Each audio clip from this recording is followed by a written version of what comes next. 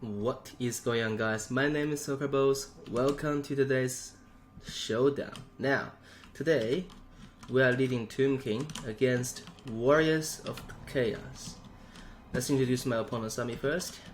He has got a whooped chicken, Cesare the Everwatcher, and he is rocking Stand or Die, Arcane Conduit, Transmutation of Lead, which is very good in my opinion, and Final Transmutation. Not too sure whether you want to bring the most two expensive spells or the ones, because you don't really have that much Winds of Magic to cast both of them, but both of them can be very deadly, very powerful.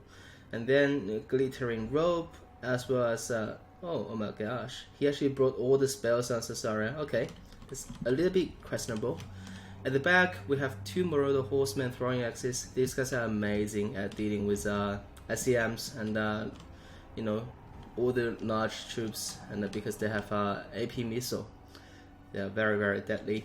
And then on the battlefield, we have two Dragon Ogres. Now these guys are getting buffed again and again and again in the past, and now I believe they are at a very decent state because the Anti-Large, they have a lot of stats.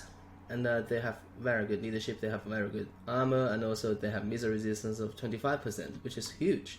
So I would say that they are very strong at the moment, and they definitely pack a huge punch. And then for the infantry, we have Chaos Warriors with halberds, Chaos Warriors, and Chaos Warriors with halberds. So if you follow this channel, you know my opinion towards Chaos Warriors with halberds. I think they are actually very bad.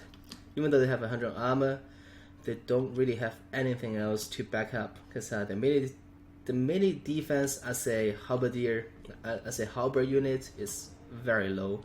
They're just basically gonna disappear in an infantry fight, in my opinion, and they don't really stack well against any sort of AP causing units. But, however, the Chaos Warriors, the standard version, has silver shield, and they have 100 armor, they have an insane amount of melee defense and attack, and they have 20 charge bonus.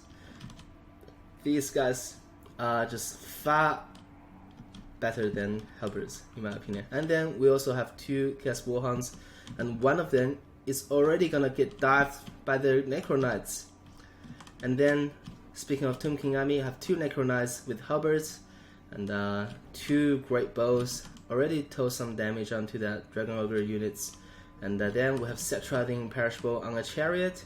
Cetra Chariot is absolutely amazing, and he is got Incarnation of Protection and Crown of Nekahara, Unyielding Wheel, Restless Dead, pretty standard stuff.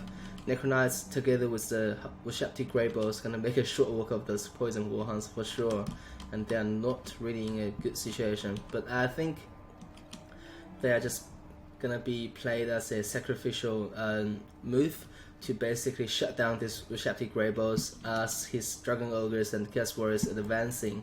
I think that's the idea behind it. And if he's not paying more attention here, my Necro Knights is actually chasing those Warhounds. Anyways, for my infantry, I have Skeleton Warriors ×4, one of that rank 1.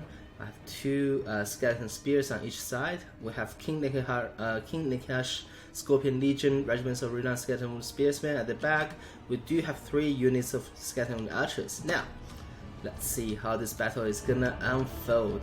Oh my gosh, those Poison Warhounds just got dived down by those Necro Knights, and Necro Knights are gonna make a short work of them.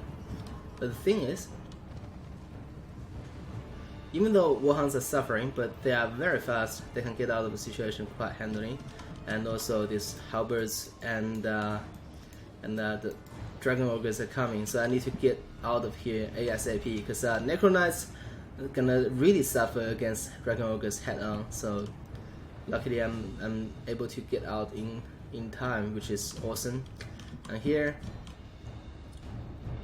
those Dragon Ogres are very resilient to missile fire, I would say, because those Ushapti fired multiple volleys into them, and so far none of the models actually died. And also these throwing axes are pushing in as well, try to basically get some axes going onto my Shapti Grey Bows. And we're gonna cut some shots here as the Grey Boss continuously fire the shots into this Dragon Ogres. So far, none of them actually got killed, which is great. And Sasora is actually pushing in a little bit, trying to bait some shots. So far, none of the Dragon Ogres actually died, which is amazing. And here, Cetra is about to dive into the Chaos Warriors, gonna do a lot of damage here, which is also very good. And still, how many votes is in? Those Dragon Ogres are still just standing, and none of them actually got killed, which is amazing. And now all of these are looking to dive onto Cetra. I immediately push Cetra back, trying to basically get them into safety. And also I want to slow down things a little bit here. These Poison Warhounds try to get more hurt, but actually got shot down by those archers. And now I'm focusing all my skeleton archers onto the horsemen, which is fantastic target for them. And also I'm using Great Bows to still target those Dragon Ogres. So far, they already dived into one of my Skeleton Warriors unit and caused a lot of hurt, but they actually lost not even a single model, which is great. And these guys need to be a little bit more active, trying to push in as well. And here Necroknights actually got buffed by the Incarnation of Protection upgraded version and trying to fight these Dragon Ogres head on. This is how you're gonna fight. You just pair them with Cetra because they're gonna receive that juicy melee defense and melee attack buff, and also the Crown of Nekahara buff. And basically you also cast the Incarnation of Protection to just basically buff those Necroknights stats into like a godlike mode, and then just fight those Dragon Ogres. That's the way you're gonna do it. And now, as you can see, this horseman really got shot down quite harshly. And then I positioned these Necroknights and the Spearsmen right behind my archers to just basically waiting for this moment here. Just dive onto those Poison Warhounds and shut them down immediately. And Necroknights are actually coming on top because they have insane amount of physical resistance at the moment, and they have a lot of stats. And now I'm just trying to use Cetra to basically get rid of those Chaos Warriors because they are super good. And now I'm focusing all my archers and Grey Bows onto the Necroknights, and I'm using these two archers to get rid of those horsemen throwing axes. Meanwhile, I'm just basically pushing in and out with Cetra the Imperishable. And check this move here. Those Dragon Ogres are really not doing so hot, and now they got sandwiched by another Necroknights and Cetra from the behind. That's gonna be a huge morale loss for them, because they get attacked from rear, attacked from flank, and Cetra is here to just basically buff everybody, so it's definitely not looking so hot for them. And now it's, oh, that's a spell, which is awesome. Like, this is also a sacrificial spell, basically, in my opinion. That was the bombardment spell from Lord of Metal, and I think I'm just gonna pull out straight away with my Necroknights. There you go. That's the command, and basically all of them got out pretty safe, in my opinion. And those Dragon Ogres basically suffer a lot, and these guys are still not moving. They really need to push in like ages ago.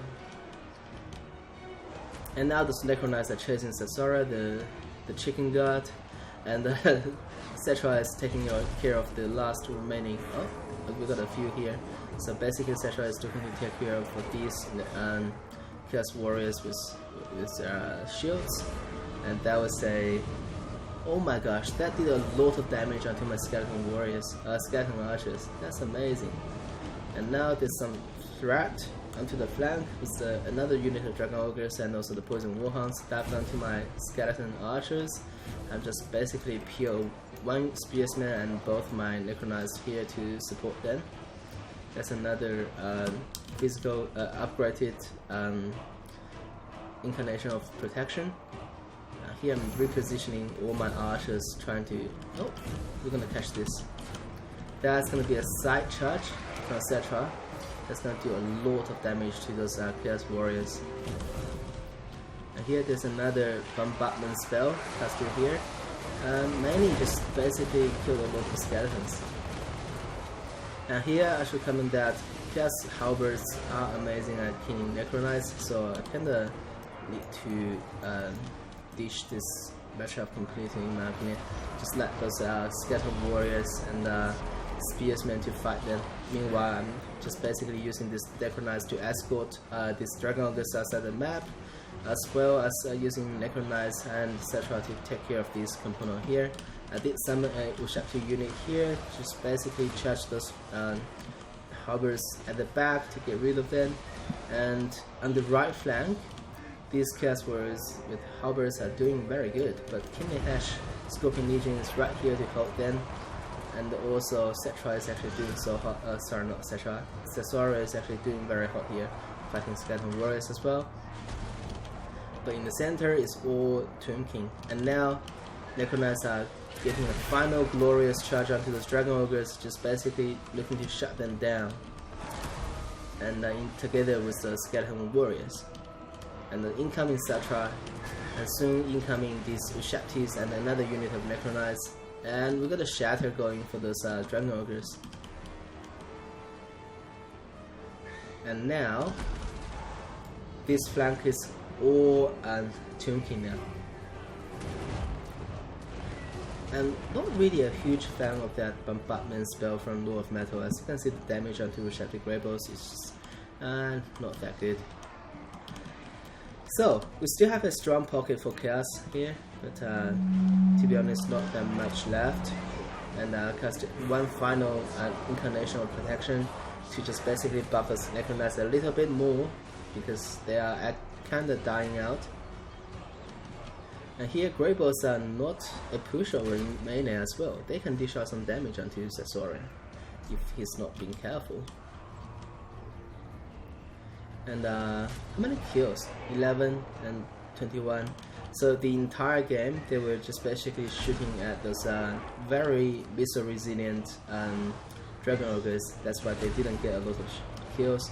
But Necronites are fantastic in this game, and they actually countered those Dragon Augurs a lot, very handily, I should say, very good. And we got a Pyrrhic victory here. So, as we dive onto the scorecard, I think Cetra did fantastic. He did fantastic. 116 kills is actually considered really low for a Cetra Chariot. Normally, if a game comes to a very end, normally you can get like 200-ish or maybe 300-ish kills on Cetra, like just easily, because Cetra Chariot is gonna kill infantry very fast. And then Skeleton Archers are basically for those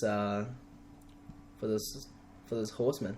And also I want to comment that I didn't use my Carrion this game for some reason. I'm not sure, maybe it was the first game and I just completely forgot about it. And then Ushakti Greybolts did fantastic dishing out damage onto those Dragon Augurs, otherwise I don't think my Necronites can handle them. And all to all, on this roster, Cesora performed really well. As you can see, 139 kills, which is fantastic. Chaos Warriors did amazing. Halberds, not so much, even though they killed a lot of skeletons, but I still think Chaos Halberds are one of the weakest anti-large AP units in the game. So if you want to rank, I think these guys are actually at the very bottom. Like, they are not even better than Empire Halberdiers, to be honest. They're just that bad. And yeah, I think all to all, this is a very good cast list. My opponent just need to execute his plan a little bit better, like maybe involve into the flank a bit earlier, and also get the actual Dragon Augurs unit into the fight earlier as well. So yeah, hope you guys enjoy the cast. Oracleballs signing off.